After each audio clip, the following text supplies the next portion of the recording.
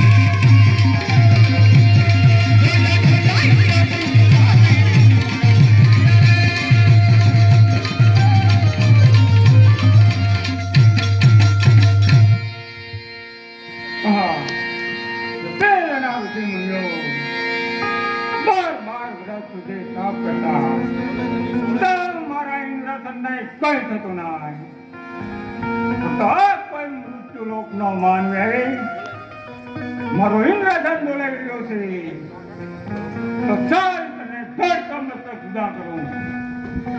નહીં જો એમના ધડ મસ્તક જુદા કરી તો મારો ઇન્દ્રધન અબડાય છે. માટે માથે મોટા બ્રહ્મએ કીધેલું છે કે જ્યાં તમને સંકટ પડે ત્યાં મને યાદ કરજે. તો અત્યારે હાલ સંકટમાં તમને યાદ કરજે.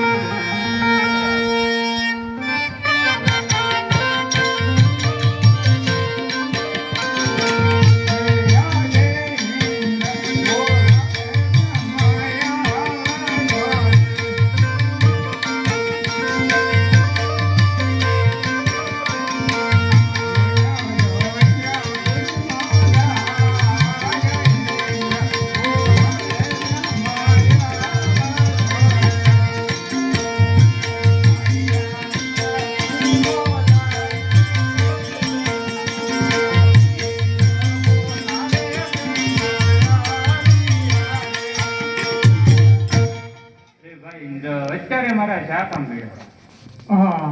પહેલાના ઋષિ મુનિઓ 12 વર્ષ સુધી તપ કરતા સદા મારા ઇન્દ્રાસનને કઈ થતો નહીં. બધા કોઈ મૃત્યુ લોકનો માનવી આવે મારું ઇન્દ્રાસન ડોલાઈ રહ્યો છે તો એ વિશે તમે જાણતા તો જલ્દી કહો, નહીંતર મને કોઈ પણ રસ્તો બતાવો. અરે ઇન્દ્ર રાજા, તમારી જેમ ઇન્દ્રપુરી ડોલે છે એમ મારે આખી બ્રહ્મપુરી પણ ડોલે છે. માટે મારથી મોટા વિષ્ણુ ભગવાન છે, એણે મને કીધેલું છે કે જ્યારે તને સંકટ પડે ત્યારે તું મને યાદ કરજે. અત્યારે એને યાદ કરજે.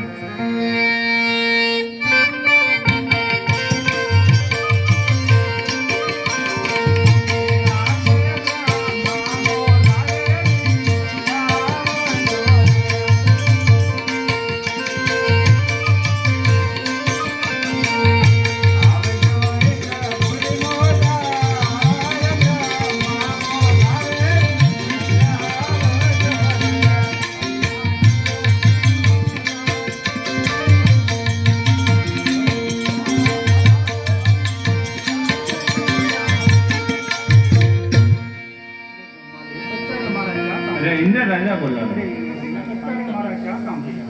અરે ભગવાન વિષ્ણુ, પહેલાના ઋષિ મુનિઓ 1000 વર્ષ સુધી તપ કરતા મારા ઇન્દ્રાસનને કઈ થતું નહીં.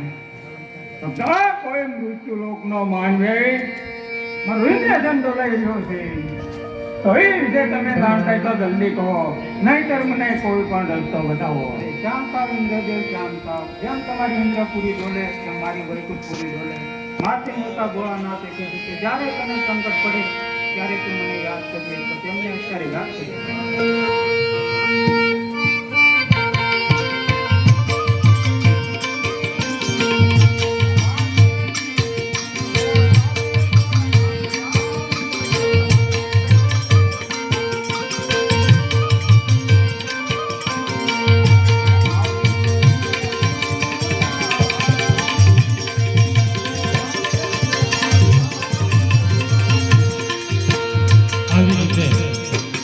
કૈલાસમાંથી સદાશિવ ભોળાનાથ અને પાર્વતી ઇન્દ્રપુરીમાં પધાર્યા છે.